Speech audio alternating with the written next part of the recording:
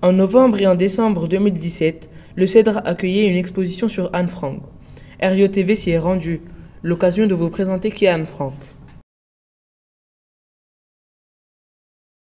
Il s'agit d'une jeune fille vivant à l'époque de la Deuxième Guerre mondiale. Elle a écrit son journal intime pendant 2 années, alors qu'elle se cachait avec sa famille à Amsterdam, aux Pays-Bas, pendant l'occupation allemande, durant la Seconde Guerre mondiale, dans le but d'éviter la Shoah.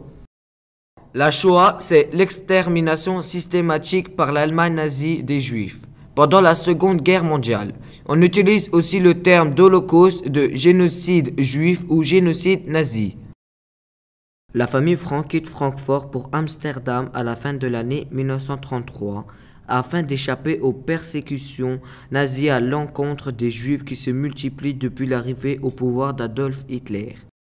Les dangers deviennent de plus en plus grands à Amsterdam, occupé par les Allemands depuis mai 1940. Les Frank se cachent en juillet 1942 dans un appartement secret aménagé dans l'annexe de l'entreprise d'Otto Frank, le père. Anne a alors 13 ans.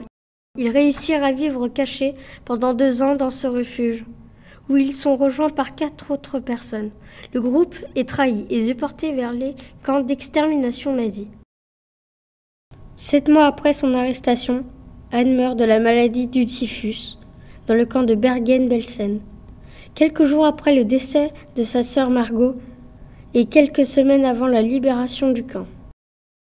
Son père Otto, l'unique survivant du groupe, revient à Amsterdam à la fin de la guerre et apprend que le journal d'Anne, dans lequel elle raconte tous les événements, a été préservé. Otto décide de le faire éditer.